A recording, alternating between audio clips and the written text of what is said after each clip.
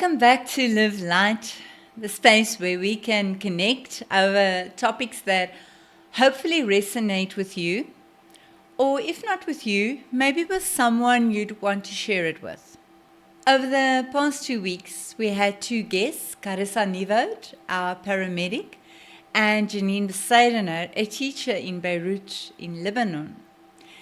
And if you missed it, go and listen on YouTube, and please go and subscribe. Apparently, that's the thing you have to do these days, so you don't miss out on anything. So today I have a bit of a silly topic, but powerful challenge for you. Young people nowadays have the expression and they say, that's cringe. I don't know if your teenager says it too, but what they mean with it is, Mom, that's what she's doing now, what you're saying now is weird or outdated. We just don't do it like that anymore. So now you might think today's topic is a bit cringe, and that's why I'm warning you that today's episode is only for the open-minded, for those ready to try something new. Because if you're willing to try, what I suggest, it might just change something deep inside you. I must admit, I still struggle with it. And I don't get it right every day.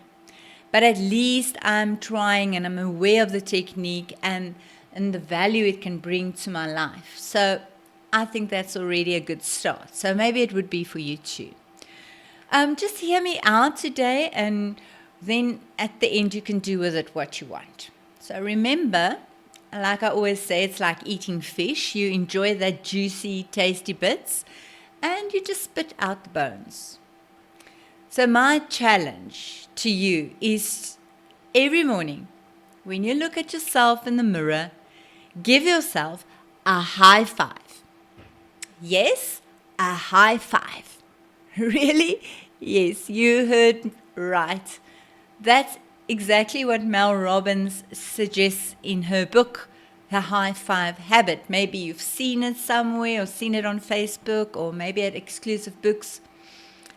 And you know what? This may be a crazy suggestion to give yourself a high five every day in the mirror. But you know what? Science and personal testimonials back it up. There's actually something in that silliness, and it truly works. So like I said, I read the book. The title intrigued me, and then I decided to read the book, and I'm sharing with you what I learned, and maybe it can help you as well. So why should you listen? Because the high five habit can help you improve the most important relationship in your life. And which one is that? That's a relationship with yourself, of course. You might look at your reflection in the mirror first thing in the morning, like I do, and say, ugh. And you immediately start criticizing everything you see in the mirror. The dark circles under your eyes, the deep lines around your mouth, your sharp nose. And then you might start telling yourself, like I do, oh, I look terrible. I need Botox. I need more exercise. I have to color my hair. And all of this just makes you feel absolutely awful about yourself.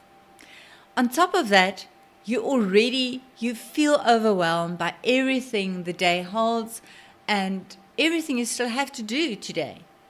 And you haven't even had your coffee yet or changed out of your pajamas.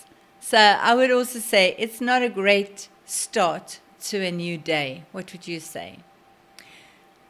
So what if this tiny, stupid, crazy habit could shift that dialogue entirely? Would you try it just once? I think you should.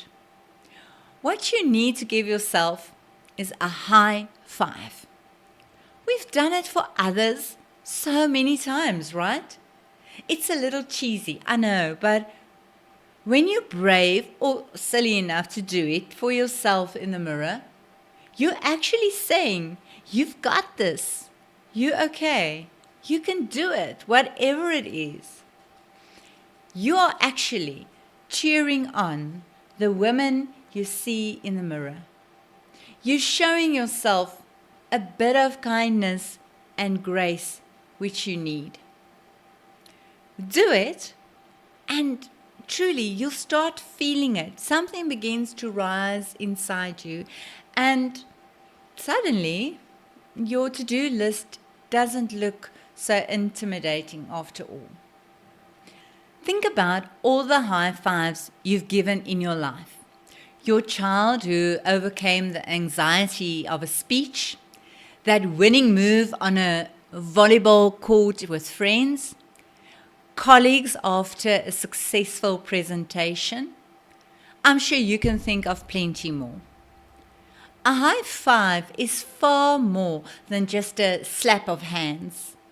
It's a transfer of energy and belief from one person to another.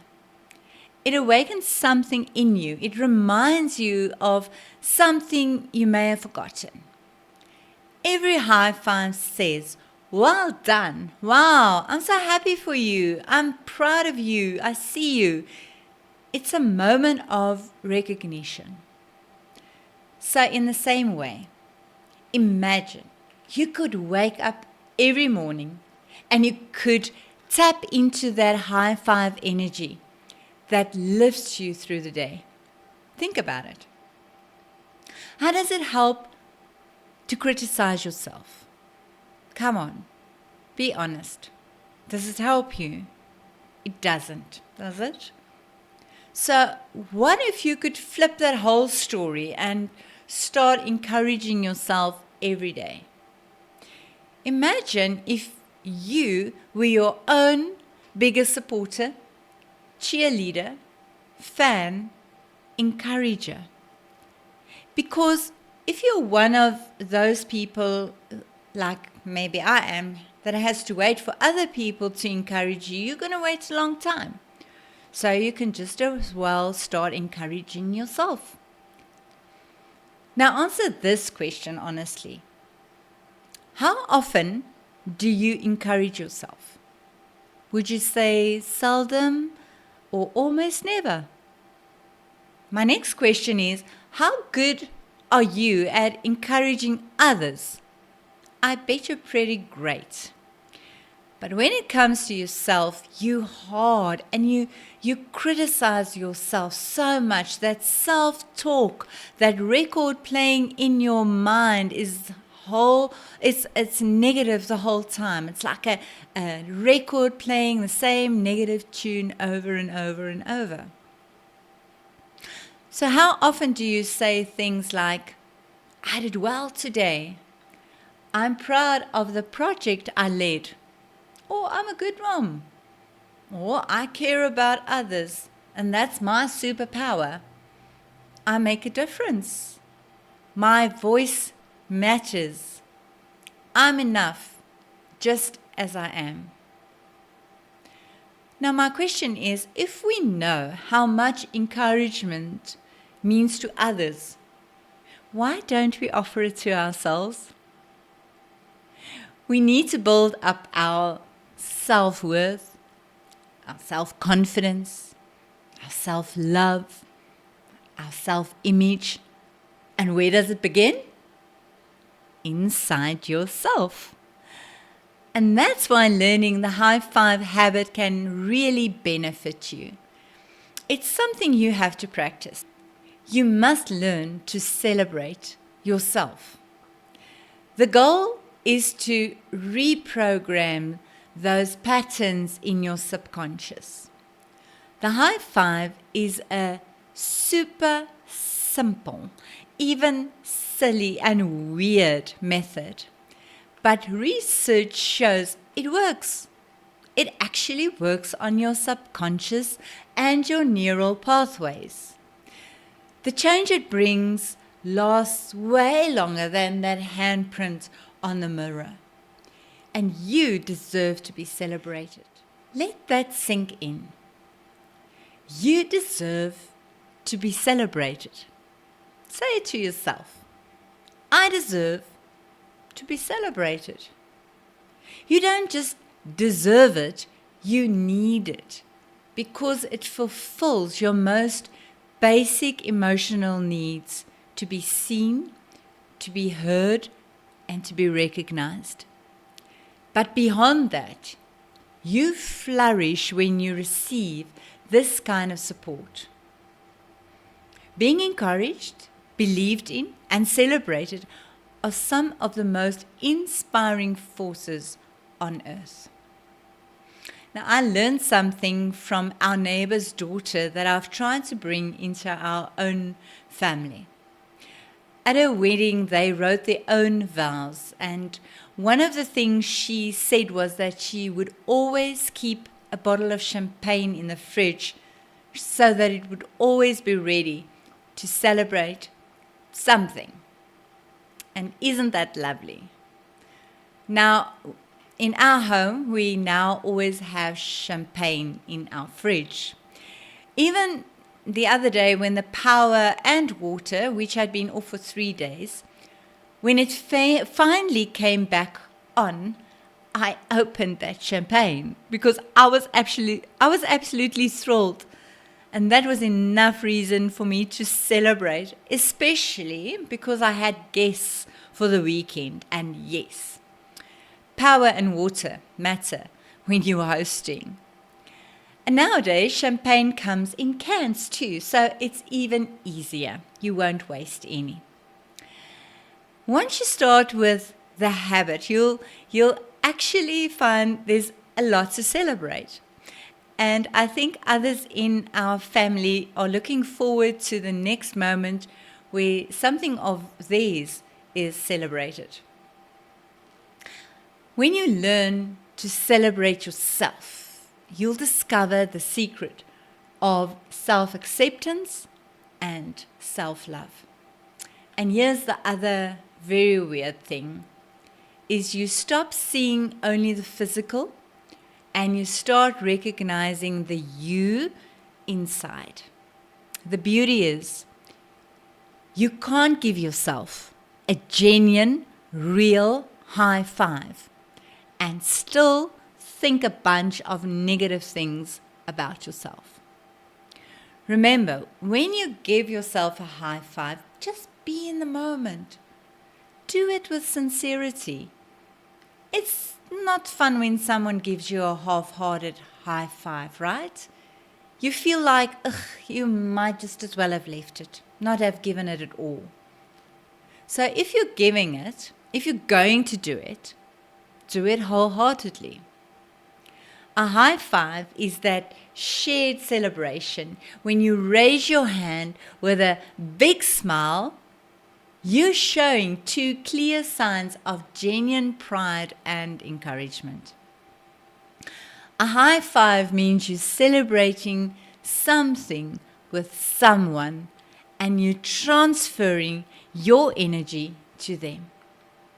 A high five affirms you as a person, not for the degrees or the skills or the achievements, but for who you are. And best of all, research backs everything I've just said. Now, interesting, we all know what aerobics is, right? Some of us used to be big on aerobics back in the day. We did our aerobics in leotards and we had leg warmers. That was the whole look.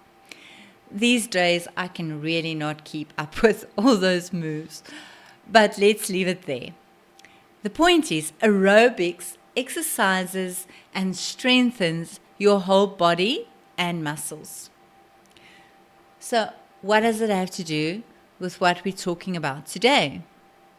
Just like aerobic exercises your body, neurobics exercises and renews your brain.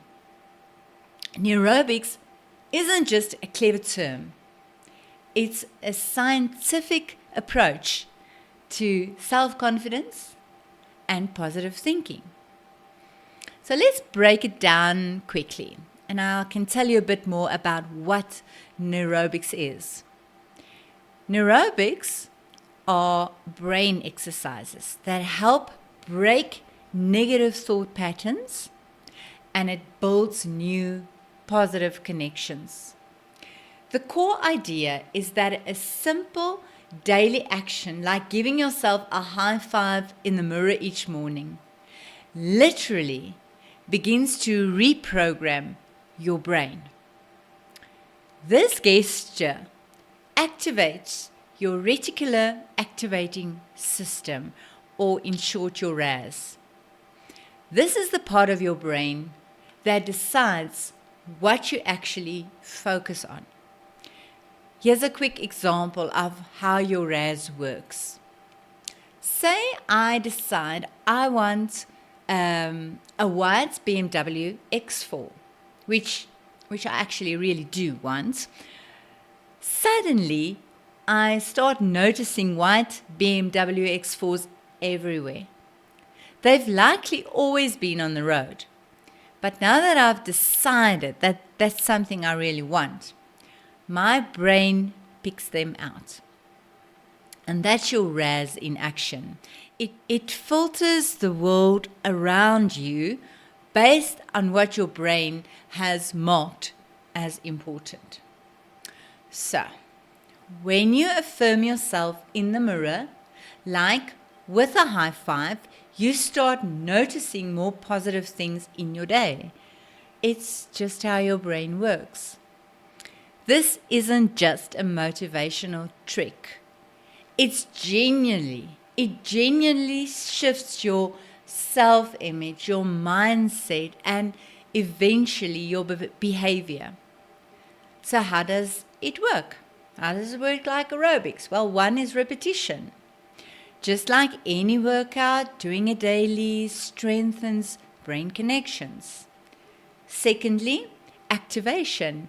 It stimulates your brain and it helps you start with more energy and confidence every morning. Thirdly, transformation. Just like your body strengthens through exercise, your thinking becomes more resilient and focused. It's a ritual of self-recognition, a way to see, to value, and to motivate yourself. Neurobics in action means simple, intentional gestures that teach your brain to think and to feel differently. So when you press your hand to the mirror and you encourage yourself, you activate your brain in a new way. And you actually surprise yourself with kindness. And it's like switching on a dim light from within. So why? Why does it work? It works because it reprograms your brain. You combine physical touch, your hand to the mirror, with visual affirmation, your eyes meeting, your own eyes, and then an emotional experience, that encouragement and hope. And just like a gym session, it builds muscle. You build the muscles of confidence and self-respect and self-love. It's actually like jump-starting your car battery. The wiring is already in your brain. It just needs that tiny neurobic spark. And doing this first thing in the morning sets the tone for the rest of your day. So let me just emphasize the idea of new brain pathways again. It's so significant. I want to tell you about it again. The thing is, we get so used to thinking in a certain way, positive or negative. And while positive thinking is obviously good, it's that negative way of thinking that gets us stuck in that rut. So I want you to visualize. Visualize a well-worn footpath in a field that you walk every day. It's familiar. But one day you realize it's not taking where you really want to be. You walk the same route daily, but it leads to the wrong destination. So you decide to make a new path. The first time it's hard, the grass is long, the trail is unclear, but you pushed forward. That first attempt is tough. The grass pushes back. And each time you walk that new path, it gets easier until eventually it becomes a well-trodden trail that takes you to where you want to be. And that's how we build new thought patterns and form new habits. And it's remarkable because it means we're not stuck in our old ways. We can change. Now, one more thing that I recently came across, also in Mel Robbins' book, and how I have never heard of it before, but it makes so much sense, and maybe you can benefit from it as well. It is the Zeigarnik effect. I hope I pronounce it correctly. Have you heard of it? Zeigarnik effect.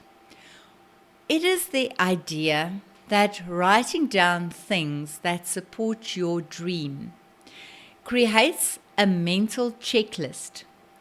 What you're doing is you're helping your RAS, yes, that same reticular activating system, and you help your RAS understand that these things are important to you.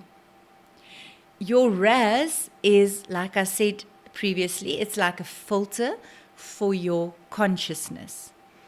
It decides which information gets your attention and what not.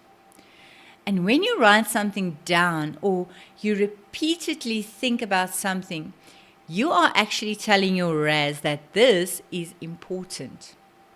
Your brain then actively starts looking for clues or patterns and confirmation related to it.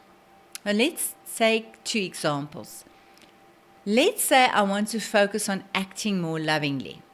And to support this, I start looking for heart shapes throughout my day. And every time I spot a heart, maybe a heart-shaped pebble, the foam on my cappuccino, or a heart-shaped candy, I make a note of it.